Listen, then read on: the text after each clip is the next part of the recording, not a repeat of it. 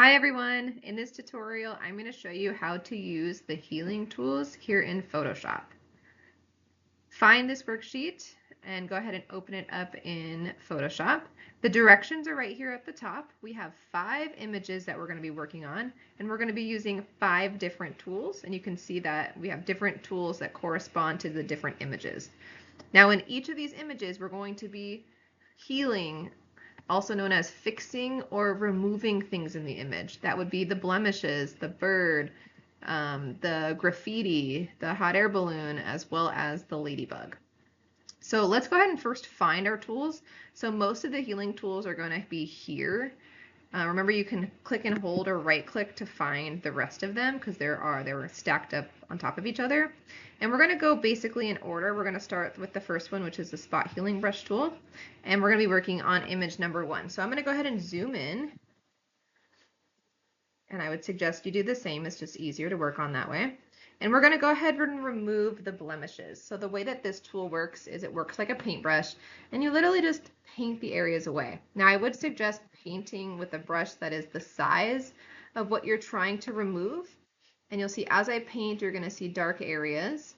And once you let go, Photoshop is going to basically collect the information from around where you've painted and try to take that same texture and color and replace the area you painted. So I'm going to do the same thing here, and I'm just going to do this in sections instead of all at once. Usually that does a better edit. Okay, and not like perfect, but pretty good, right? All right, that's it. Number 2, we're going to be using the healing brush, which is a little bit different from the spot healing brush, and we're going to be using that tool to remove the birds. Okay, so let's go ahead and right click here and find the healing brush tool, which looks very similar. But it works very differently. So instead of just being able to paint, because if I click and hold, it's going to say I need to define a source point, which is basically a target area. And what a target area is basically we are taking, we're telling Photoshop where we want to take information from so that we can replace something else in the image. So I'm going to make my brush, first off, about as big as the area that I'm trying to fix or heal, which is the birds. I want to get rid of them.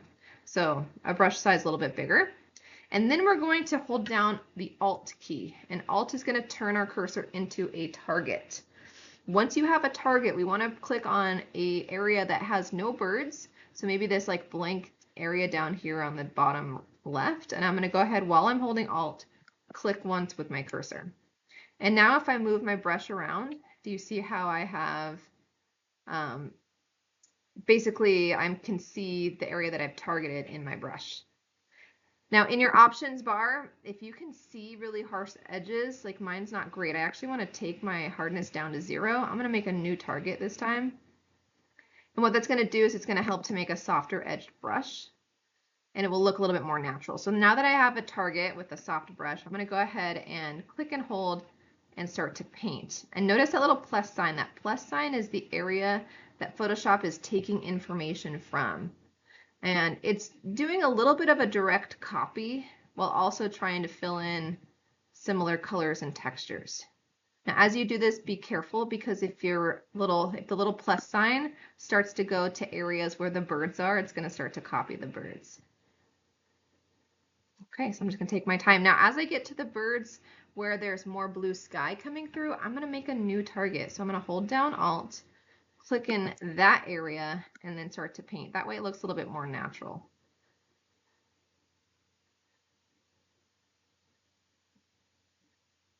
Okay, and notice that nothing's happening here because there used to be birds, so it's taking that information and replacing it. So I'm going to have to make a new target down here. And again, just going to continue to fill in those areas. New target here. Make sure that all the birds are gone. All right. For our next one, we're going to be using the patch tool, and we're going to be removing the graffiti on the wall here. So the patch tool is located under the healing brush. So I'm going to right click on the toolbar here and choose patch tool. And the patch tool is a very simple tool. It works like a lasso tool. So we're going to make a selection of the graffiti. So I'm going to click, hold, and drag and try to make a fairly precise selection. Doesn't have to be perfect, but we want to make sure we include everything we want to remove. And once you let go and the selection is active, we're actually going to click inside the selection, hold, and we're going to drag it to an area of the wall that is blank, that matches color and texture similarly. We don't want to bring it over here because it's a slightly different color, so something right below it will work pretty well. And when I let go, Photoshop is going to magically replace that information. Does pretty good, right? Let's go ahead and deselect. Okay, if there's anything left behind, you could actually use the patch tool again to make sure it looks really good. Number 4 is going to ask us to do the content aware move tool. So let's go ahead and find that. It's going to be under the patch tool. And it works similar to the patch tool in that we are going to make a selection of something. So let's go ahead and grab this hot air balloon. Be careful not to grab from the image above. And it's going to make a selection once I let go. Then I'm going to go ahead and click and drag it, and I'm going to move it. So a content aware move tool is going to allow us to grab something, move it to another part of the image. There I can actually, if I wanted to, I could resize it, I could rotate it. So you can make a lot more adjustments than you can with the patch tool. But once I hit commit or the check mark here in the options bar, it's going to remove the old one and replace that area, so that I'm not really creating a copy, but I'm instead taking that one and moving it, and Photoshop is replacing that digital information for me. All right, now that that looks good, I'm going to go ahead and hit deselect, and then we're on to our very last one with the ladybug. And this one tells us to use the clone stamp tool. Now this is technically not a healing tool, so you're going to find it 2 tools down. It looks like a little stamp.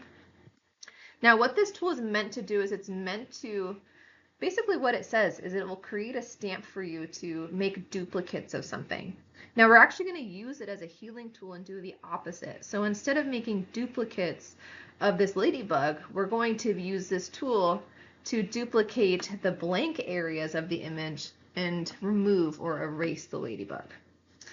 Okay, so make sure again that your brush tool is at 0% here where it says hardness. We want a nice soft brush. We want to also make sure that the brush is a little bit bigger than the ladybug, so I'm going to use my bracket tools on my keyboard to make sure it's a little bit bigger and that the entire ladybug fits into the brush.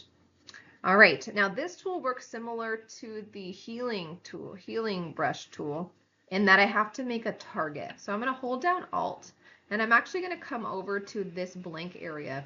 We want to target the area that's blank because we're going to be using that to cover up the ladybug. So holding down Alt, I'm going to click where the empty area of the vine is. And then as I move the brush, you can see that that has been duplicated, right? It's like a stamp. So I'm going to then hover over the ladybug, try to match up the vine as best as possible. And I'm not just going to click, but I'm going to click, hold, and I'm going to drag a little bit to make sure that this is all painted in. Notice I'm just doing small circles. Don't make big movements here, otherwise you're going to paint in too much. We just want to make sure that the ladybug disappears. All right, and that's it. So your completed worksheet should look something like this. All right, from here, just a reminder on exporting. To turn this in, we are going to go to File, Export, and do a quick export as a JPEG. You can leave the same name here and just go ahead and add your name before it. Make sure that you save it into your OneDrive in our class folder and turn it in, and you're all done.